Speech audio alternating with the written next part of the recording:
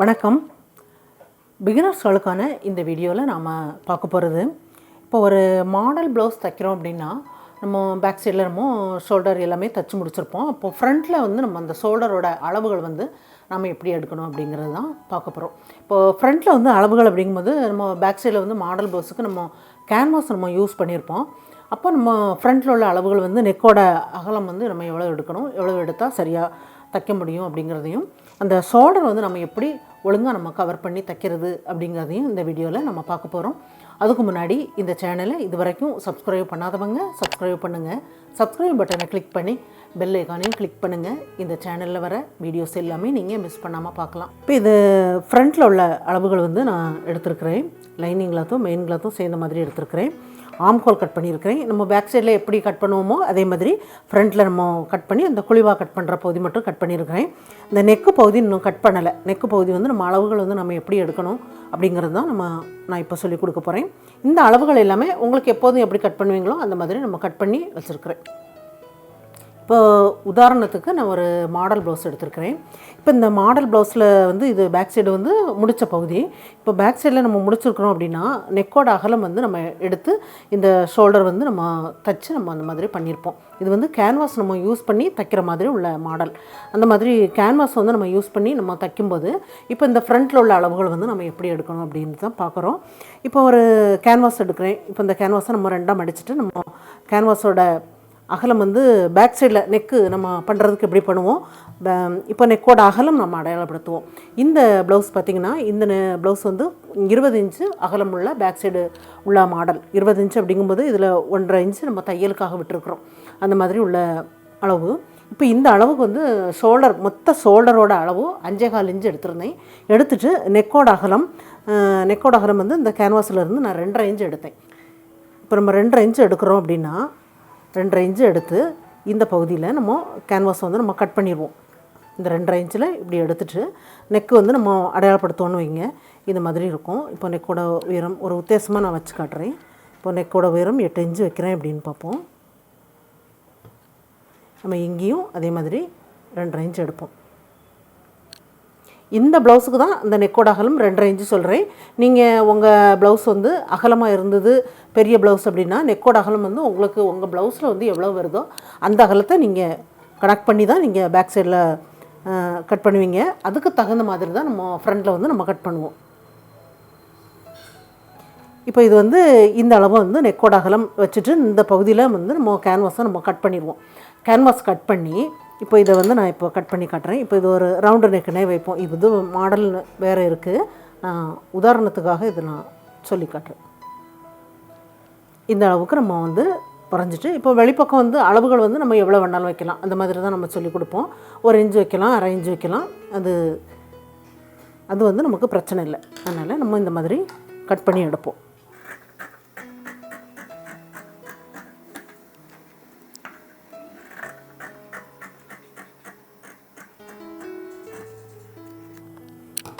இப்போ இந்த மாதிரி நம்ம கட் பண்ணி எடுத்ததுக்கப்புறம் இப்போ இதில் வந்து நம்ம எவ்வளோ எடுத்துருக்கோம், 2.5 இன்ச்சு எடுத்து இந்த கேன்வாஸ் வந்து கட் பண்ணியிருக்கிறோம். இப்போ இந்த 2.5 இன்ச்சை நம்ம இந்த பகுதியில் வச்சு தைக்கிறோம். இந்த 2.5 இன்ச்சு கரெக்டாக அந்த கேன்வாஸ் இருக்கிற பகுதியில் இந்த எட்ஜில் தைச்சிட்டு அப்படியே நம்ம திருப்பி தைச்சிருப்போம். அப்படி தானே? அப்போ நம்ம இந்த கேன்வாஸ் வந்து இந்த பகுதியில் இருக்குது அப்படின்னா இதுக்கு இங்கே நம்ம எக்ஸ்ட்ரா கிளாத்தை விட்டு நம்ம கட் பண்ணுவோம் பாருங்கள். ஒரு 1/4 இன்ச்சு விட்டு கட் பண்ணுவோம். அப்படி தானே? அப்போ அந்த 1/4 இன்ச்சு அந்த கிளாத்தையும் சேர்த்து நம்ம ஃப்ரண்ட்டில் உள்ள அளவுகள் வந்து நம்ம எடுக்கணும். அப்போ இந்த அளவு வந்து நெக்கோட அகலம் வந்து நம்ம எவ்வளோ எடுத்தோம், 2.5 இன்ச்சு இந்த கேன்வாஸ் வச்சு நம்ம தைக்கிறதா இருந்தால் எடுக்கிறோம் அப்படின்னா, நம்ம ஃப்ரண்ட்டில் வந்து கேன்வாஸ் வைக்காமல் நம்ம தைக்கிறோம் அப்படின்னா வெறும் கிளாத்தில் நம்ம கட் பண்ணுறதுக்கு நம்ம மடித்து வச்சுருக்கும்போது அந்த கிளாத்துலேருந்து 2.25 இன்ச்சுக்கு நம்ம எடுக்கும்போது இந்த அளவுக்கு வரும். இந்த கேன்வாஸ் அளவை விடவும் கொஞ்சம் அளவு வந்து கிளாத் வந்து இந்த பக்கம் இருக்கும். நம்ம இந்த கேன்வாஸ் வைக்கிறதா இருந்தாலும் கேன்வாஸ் தைச்சிட்டு கொஞ்சம் கிளாத்தை விட்டு நம்ம கட் பண்ணுவோம் பாருங்கள். அந்த அளவு வந்து 2.25 இன்ச்சு தான் வரும் நெக்கோட இது. அந்த மாதிரி நம்ம வந்து ஃப்ரண்ட்டில் உள்ள அளவு வந்து நம்ம கட் பண்ணிவிட்டு ஷோல்டரை நம்ம ஜாயிண்ட் பண்ணோம் அப்படின்னா சரியாக வரும். இப்போ இந்த பகுதியை பார்ப்போம். இந்த பகுதியில் வந்து நான் அதே மாதிரி 5.25 இன்ச்சு எடுத்துருக்கிறேன். நெக்கோட அந்த ஷோல்டர் மொத்த அளவு வந்து 5.25 இன்ச்சு எடுத்துருக்கிறேன். இப்போ 5.25 இன்ச்சு எடுத்துருக்கிற அளவுக்கு இப்போது இந்த அளவு வந்து 2.25 இன்ச்சு தான் நம்ம எடுக்கணும். நான் 2.25 இன்ச்சு பண்ணியிருக்கேன் பாருங்கள். 2.25 இன்ச்சில் நான் இதில் அடையாளப்படுத்தி வச்சுருக்கிறேன். 2.25 இன்ச்சு வச்சுருக்குறோம். இல்லை எனக்கு வந்து தைக்கிறதுக்கு வந்து 1/4 இன்ச்சு வந்து ரொம்ப கம்மியான கிளாத்து எனக்கு பத்தாது அப்படின்னா கொஞ்சம் கூட நீங்கள் இந்த மாதிரி இப்படி பண்ணிடலாம், பண்ணிவிட்டு கூட பண்ணலாம். ஏன்னா நம்ம அதை தைச்சிட்டு அதுக்கப்புறமா வர எக்ஸ்ட்ரா கிளாத் எல்லாமே நம்ம இதில் வந்து நம்ம கிராஸ் பீஸ் ஜாயிண்ட் ஆக்கி நம்ம உள்பக்கமாக மடித்து தைச்சிருவோம். அதனால் இந்த அளவு வந்து நீங்கள் கொஞ்சம் கம்மியாக எடுத்தாலும் ஒன்றும் ஆகாது. நம்ம பேக் சைடில் வந்து நம்ம என்ன அளவுக்கு நம்ம வந்து இந்த ஷோல்டர் கட்டு வந்து நம்ம எவ்வளோ எடுத்துருக்குறோமோ அந்த அளவுக்கு தகுந்த மாதிரி இதை ஜாயிண்ட் ஆக்கிட்டு அதுக்கப்புறம் எக்ஸ்ட்ரா வர கிளாத்து நம்ம கழுத்து பகுதியில் நம்ம விட்டு நம்ம ஜாயிண்ட் ஆக்குவோம். அப்புறம் அந்த எக்ஸ்ட்ரா இருக்கிற அந்த கிளாத்தோட நம்ம கிராஸ் பீஸை ஜாயிண்ட் ஆக்கி நெக்கு பகுதியில் நம்ம தைக்க போகிறோம்.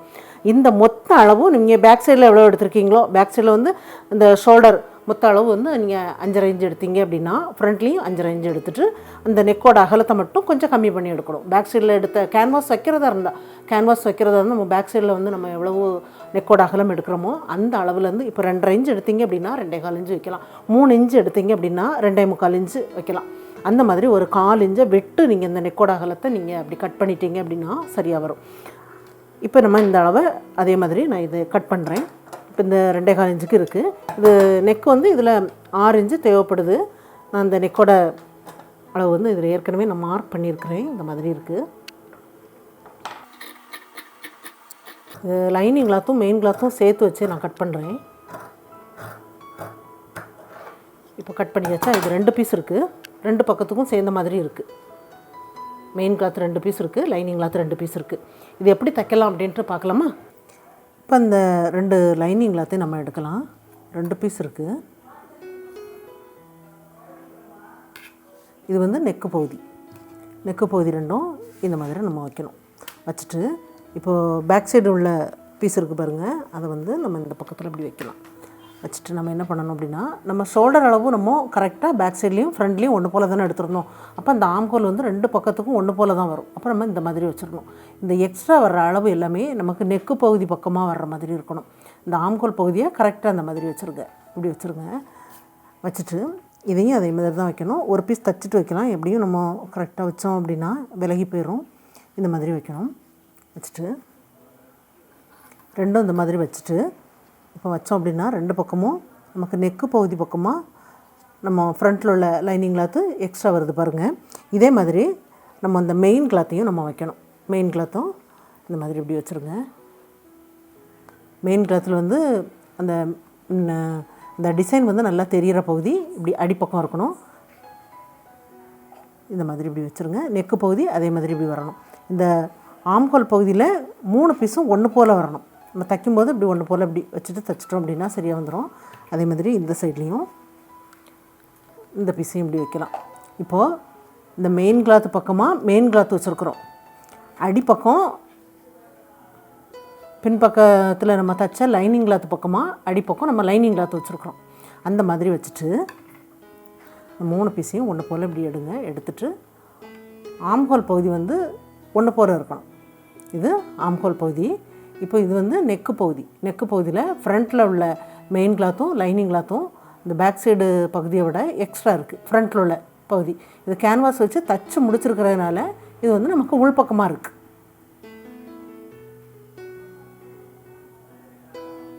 இப்படி வச்சுட்டு நேராக வச்சுட்டு ஜாயிண்ட் ஆக்கிடலாம்.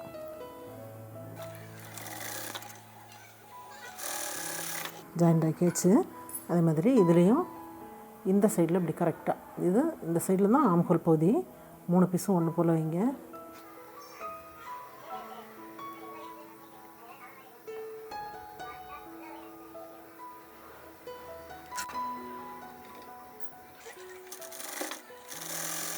எப்பவும் ஷோல்டர் ஜாயிண்டில் நம்ம 2 தையல் போடுறோம்.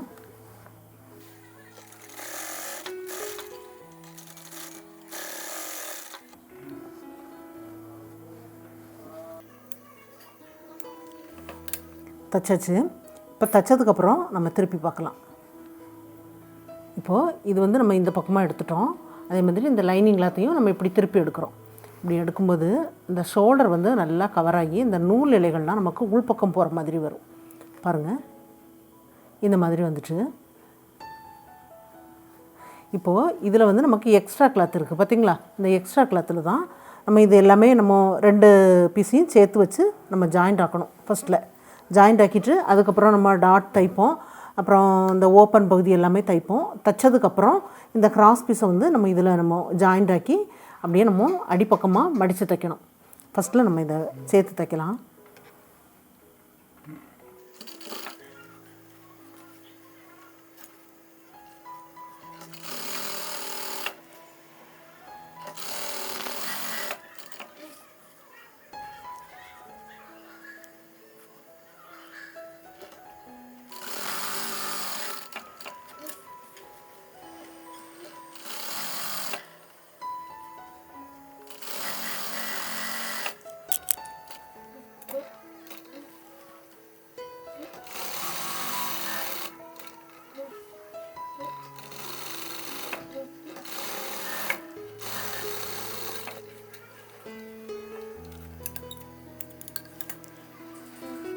இப்போ நம்ம ஒரு சைடு இந்த மாதிரி நம்ம ஜாயிண்ட் பண்ணியாச்சு. இப்போ இதில் ஜாயிண்ட் பண்ணதுக்கப்புறம் இதே மாதிரி நம்ம இந்த சைட்லேயும் நம்ம ஜாயிண்ட் பண்ணணும். 2 இந்த லைனிங் கிளாத்தும் மெயின் கிளாத்தும் சேர்த்து ஜாயிண்ட் பண்ணிவிட்டு அப்புறம் டாட் எல்லாமே பிடிச்சி பட்டி அப்புறம் இந்த ஹூக் பகுதி எல்லாமே தைச்சிட்டு இந்த கிராஸ் பீஸ் வந்து நம்ம எப்படி இந்த கரெக்டாக இந்த இதோட அளவுக்கு தகுந்த மாதிரி நம்ம ஜாயிண்ட் பண்ணி அடிப்பக்கம் திருப்பி தைக்கிறது அப்படின்ட்டு நான் இப்போ காட்டுறேன். இப்போ இதில் ஃப்ரண்ட்டில் இந்த டாட் எல்லாமே பிடிச்சி பட்டி ஜாயிண்ட் பண்ணி இந்த வி பட்டி ஹூக் பட்டி எல்லாமே தைச்சி முடித்தாச்சு. இப்போ இது தைச்சதுக்கப்புறம் நம்ம வந்து இதில் கிராஸ் பீஸ் வச்சு ஜாயிண்ட் எப்படி பண்ணுறது அப்படின்ட்டு பார்ப்போம். எப்போதும் போல் நீங்கள் கிராஸ் பீஸ் கட் பண்ணிடுங்க. 2 பீஸ் கட் பண்ணியிருக்கிறேன். கிராஸ் பீஸ் இருக்குது. இது இங்கே கிராஸ் பீஸ் தான் கட் பண்ணணும், நேர் பீஸ் பண்ணாதீங்க. இந்த மாதிரி கிராஸ் பீஸ் பண்ணிவிட்டு நமக்கு ஒரு பீஸ் போதும். நீளமாக இருந்தது அப்படின்னா நேராக கட் பண்ணிடலாம். கட் பண்ணிவிட்டு இது வந்து நம்ம இந்த மாதிரி கொஞ்சமாக மடித்து தைக்கலாம். கொஞ்சமாக மடித்து தைச்சிட்டு இந்த மாதிரி விட்டுறலாம். இப்படி வச்சுட்டு இப்போ இந்த சைடில் இருந்து நம்ம தைக்க ஆரம்பிக்கணும். இது வந்து ஃப்ரண்ட்டில் உள்ள நெக்கு பகுதி. இந்த சைடில் இப்படி மடிச்சிருக்கோம் பாருங்கள். இது வந்து இந்த சைடில் இப்படி வைக்கலாம். வச்சுட்டு பார்க்கும்போது இதில் நமக்கு இந்த பேக் சைடு அளவை விடவும் ஃப்ரண்ட்டில் உள்ள பகுதி வந்து எவ்வளவு இருக்கோ அந்த பகுதியில் நம்ம கரெக்டாக இப்படி ஜாயிண்ட் பண்ணுற மாதிரி வரணும். தைக்க ஆரம்பிக்கணும் இந்த சைடில்.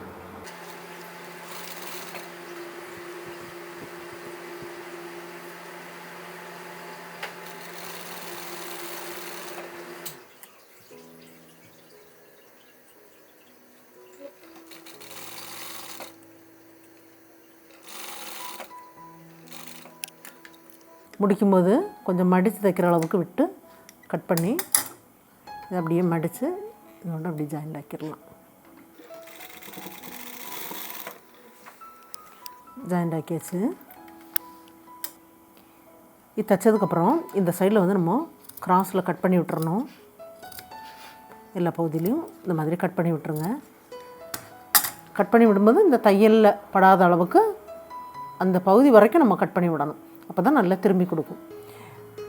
பண்ணதுக்கப்புறம் இந்த பகுதியில் வந்து நமக்கு கிளாத் வந்து இன்னும் ரொம்ப அதிகமாக இருந்தது. நம்ம இந்த மாதிரி வச்சுட்டு இப்படி பார்க்கும்போது இதை விடவும் நமக்கு எக்ஸ்ட்ரா இருக்குது அப்படின்னா கொஞ்சம் பகுதியை வந்து நம்ம கட் பண்ணி எடுத்துடலாம். அவ்வளோ நமக்கு தேவையில்லை. கொஞ்சமாக விட்டுட்டு நம்ம கட் பண்ணி எடுத்துடலாம்.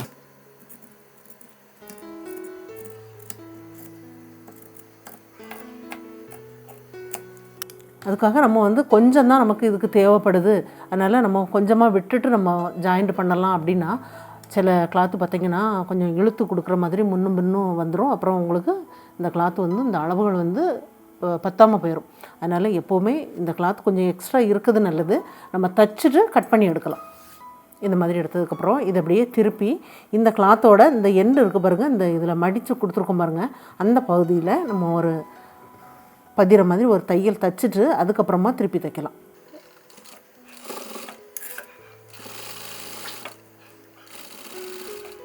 இந்த தையல் தைக்கும் போதும் நல்ல எட்ஜில் அப்படியே தைக்கணும்.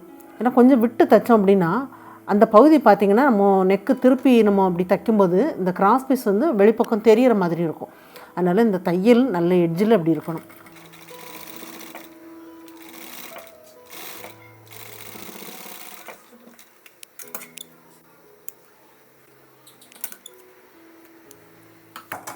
தைச்சதுக்கப்புறம் இதை நம்ம வந்து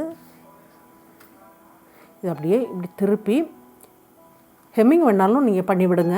மிஷினில் தைக்கணும் அப்படின்னாலும் இந்த மாதிரி வச்சு நம்ம மிஷினில் தைச்சிடலாம். நான் இப்போ மிஷின்லேயே நான் தைக்கிறேன். இந்த மாதிரி விட்டுறலாம். விட்டுட்டு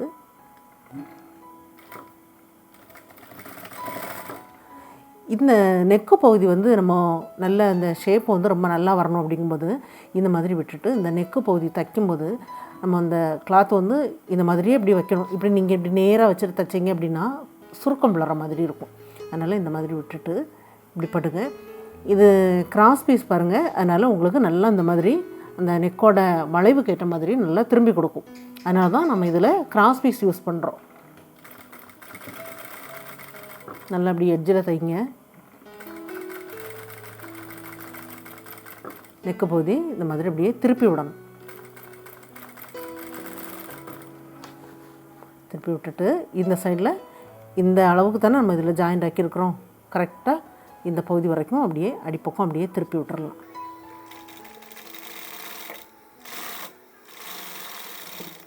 திருப்பி விட்டுட்டு இந்த சைடில் ஒரு தையல் தைச்சிடலாம்.